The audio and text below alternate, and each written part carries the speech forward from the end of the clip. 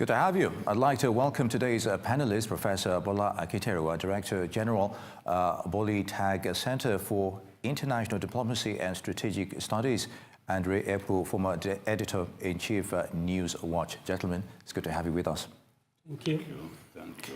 And in other stories, US President Donald Trump and Russian President Vladimir Putin held a summit in Helsinki, Finland on Monday. The two leaders met for about 2 hours to discuss several issues, including Syria and nuclear proliferations.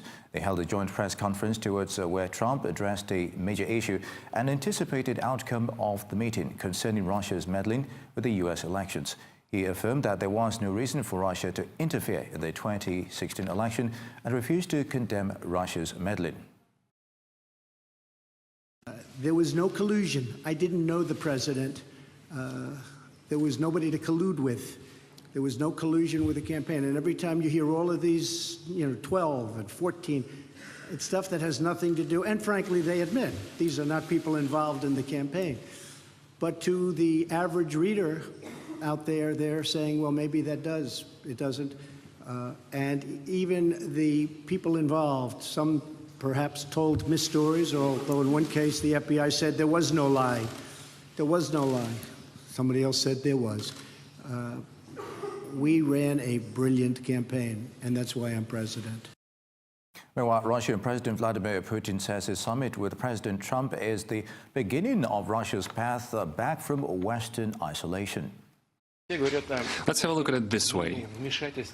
People are talking about the purported interference of Russia with the election process in the United States. I've mentioned this in 2016 and I want to say it now again.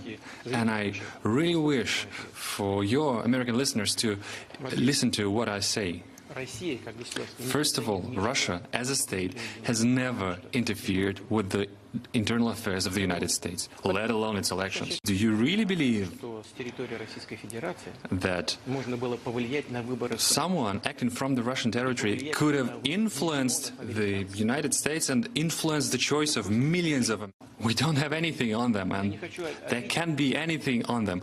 I don't want to insult President Trump when I say this, and I may come as rude, but before he announced that he will run for presidency, he was of no interest for us.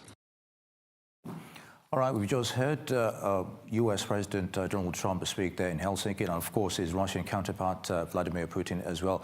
And I've still got a gentleman of the panel, Professor Bola Akiteruwa, and of course Mr. Ray Epu. Once again, gentlemen, thank you for coming. All right, I'm going to start with you, Professor. Now, I know I've asked this question not too long ago. From the body language of the summit, I'm sure you watched it at one point in time. Yes, I did. Who is in the driver's seat? I think it's Vladimir Putin. Okay, and why? The reasons cannot be far-fetched. First of all, you know that when critical meetings where critical issues involving the United States and Russia are to be held and the issues are to be discussed. Yeah. A neutral venue had always been agreed upon. Why was the meeting held in Helsinki, Finland, and not in Russia or the United States? Now, if you go back to 1990, and you remember 1997, the US, the Russian held their summit also in Helsinki. Okay. That was the time of, George Bush. You come to 1997, you discover that at the end of the day, the Russians will always insist that, look, this is the way they want it to go. Okay. And this is another opportunity, the meeting holding in Helsinki. And I think this time is on the basis of a suggestion coming from Russia. The second point is that if you want to look at the history of Donald Trump himself, his first visit to Russia was in 1987. Okay. And it was at the instance of the KGB. The KGB is the equivalent of a CIA. Now, by this time, Russia had specific interest in the personality of Donald Trump. And at the end of the day, he was invited to come and build a Donald Trump hotel the way he has it in the US. So they've been courting him. And in this case, Putin now took advantage of this special relationship between Donald Trump and Russia now to dictate the pace. Okay. For instance, now, from the program we were looking at, from what Donald Trump was trying to say, he's saying that Russia will never interfere and had not interfered in all these things.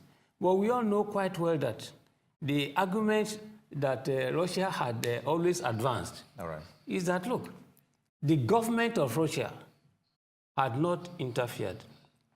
He even used the word intervened. Had not intervened, had not, no basis for any meddling in the U.S. relationship. All right, now, Prophet, and he also added, just to add to that, he also alluded to the fact that he actually wanted, U.S. President Trump to win the election to that. But be that as it may, let's have Mr. Riepu also give his thoughts on it. Now, the backlash that Mr. Trump got back upon returning home from Helsinki, and even from some Republicans of not taking a tougher stand on Mr. Putin. What does that tell you? I think the reason that there is a big backlash against Trump at home is because of his performance at home. Okay. And the fact that many Americans think Russia must have interfered with the elections. Look at the investigation that is going on and the information that is coming out. All right. So they are suspicious of Russia, and they're wondering why their president should be coddling a man who has interfered in the American election. Okay. A man who should be regarded as a polar opponent of America. All right.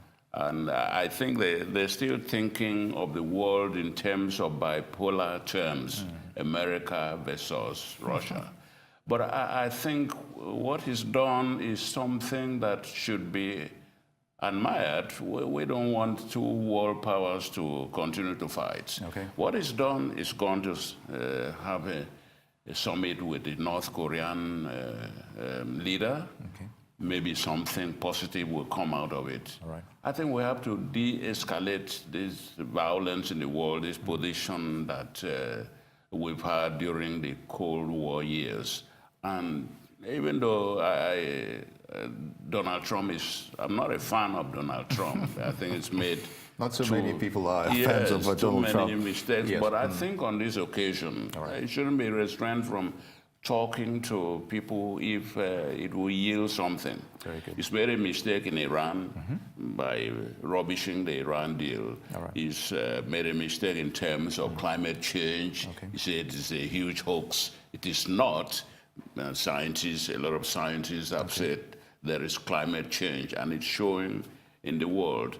So I think he may not be an expert in foreign policy, but he's trying to come back to reality. Very good. That's all right, Mr. Ekwe. And just to add to that, Prof, he touched on the issue of foreign policy, and critics have also argued that American foreign policy at this moment has never had it so poor or bad, as it were. So I know you've written a few stuff on that, but what are your thoughts briefly?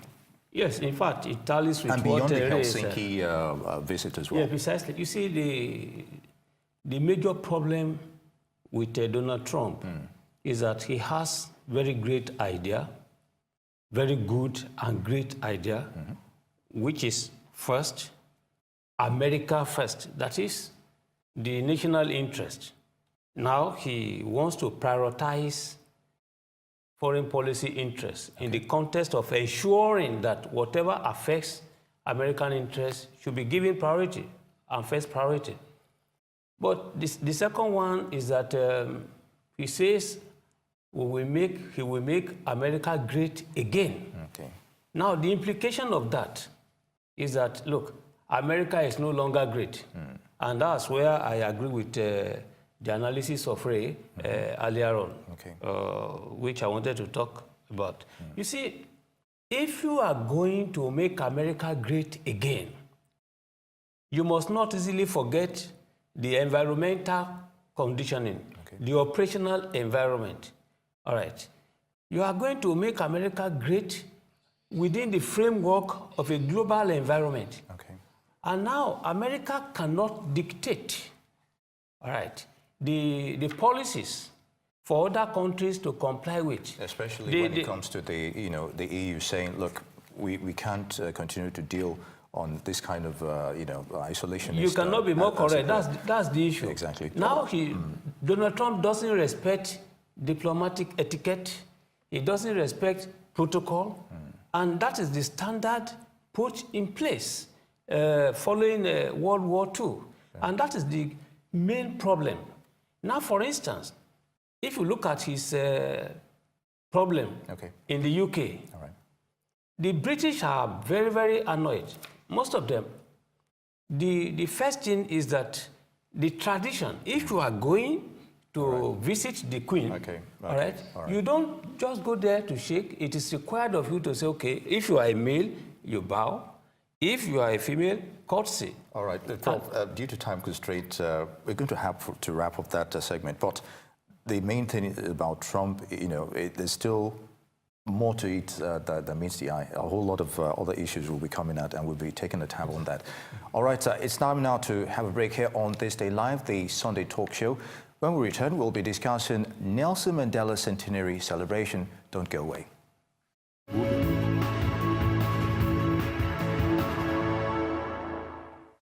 It's good to have you back on This Day Live, the Sunday talk show here on the Arise News channel.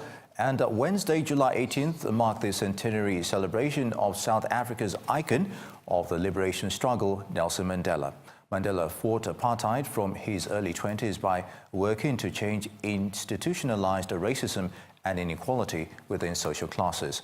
Through peaceful, non-violent defiance against the South African government and their policies, which paved the way for change. In 1962, Mandela was arrested on charges of inciting workers to strike and leave the country without valid documents. 2 years later, he was sentenced to life in prison for 4 counts of sabotage. He was finally released in February 1990 after spending 27 years in prison.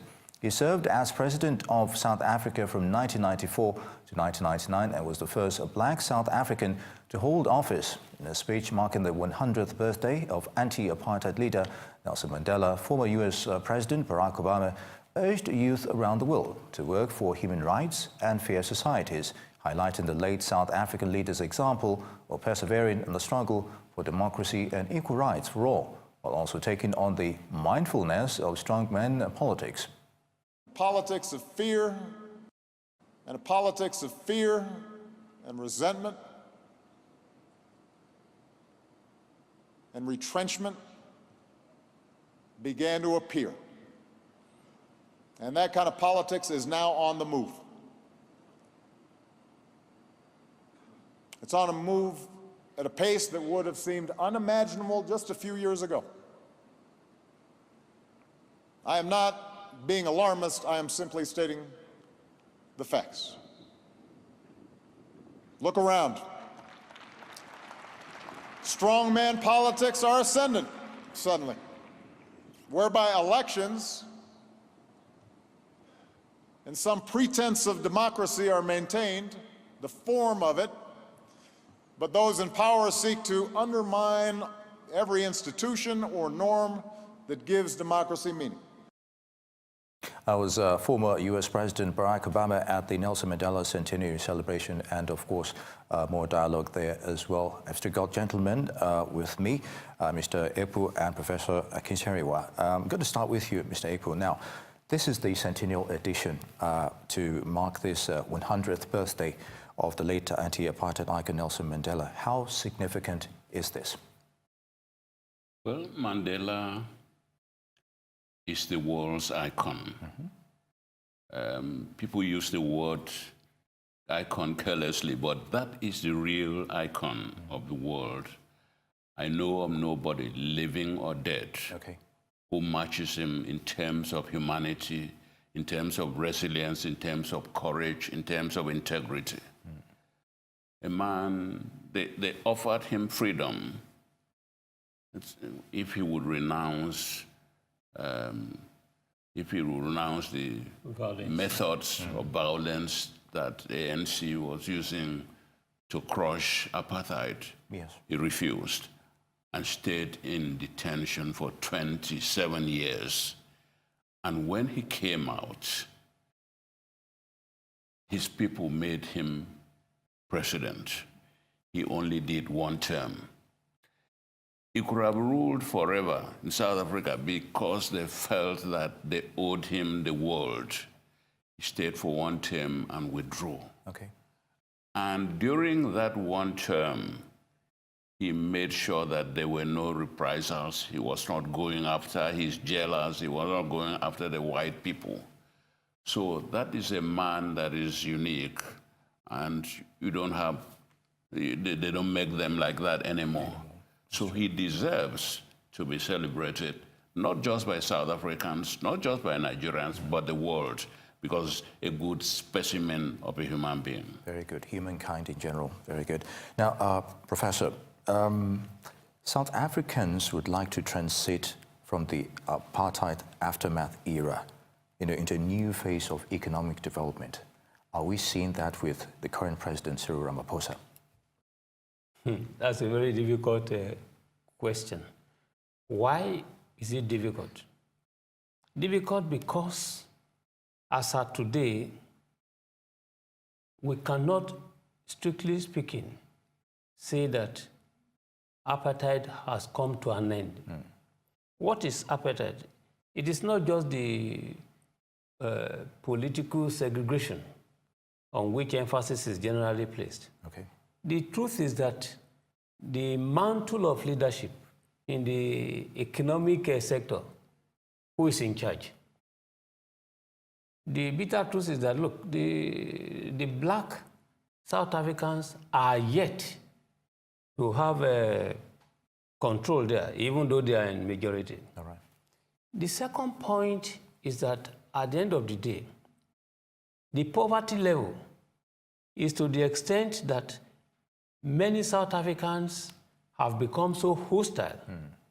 The way they look at other Africans living with them, they look at them as somebody just coming to impose themselves on South Africans. They see them as coming to take their job. Attacks yes, we've recorded so far. Xenophobic attacks, particularly against Nigerians. Even though the South African president gives the impression that xenophobic attacks are not necessarily targeted at Nigerians. To be specific, that they are criminal acts. It is arguable, quite arguable. You know, under his predecessor, the argument given to the government of Nigeria when the issue of xenophobic attacks are raised is that, look, the people Nigeria related with during the anti-apartheid struggle, that Nigeria was only relating with the international wing of the ANC, of the African National Congress, and that the domestic wing, Nigerians do not really know them. And now, all these people we knew, they are already old, they are aging, they are dying. And the people in power, they are from the domestic wing, the municipal wing of ANC. So, at the end of the day, they do not recognize the role of other African countries. Now, when you look at what is happening, departure from what existed, you discover that there is still much suspicion at the level of the South African people and the other Africans living there. Okay. So I think we are only dealing with the symptoms. You will see that, look, in spite of the fact that the government of Nigeria, the government of South Africa have done an agreement on warnings to prevent unnecessary attacks. Please, where are they? It's not working. So I will specifically respond by saying that, look, the wish of the people of Africa is that, look, Nigeria, South Africa should provide leadership. Very good. But please, there is no good foundation laid for that one. It's competitive rivalry. All right, very good, Professor. Now, Mr. Ikpu, briefly, we heard Barack Obama speak, the former president of the US, at that celebration at the Centenary. Now, he alluded to strongman politics. How would you relate this to the African scenario? We're still seeing seat-tight president, as it were. You know, just Cameroonian president has given his intention to run again for, he's been there since 1983. So these are just clear examples. I think what is happening is a crisis of unfulfilled expectations. Okay. I was in South Africa before apartheid was brought down. And I listened to the propaganda that the ANC and their supporters were putting across. They were telling these white or black people, well, when we drive them away, you take over their swimming pools, you will take over their gold mines, and so on. Okay.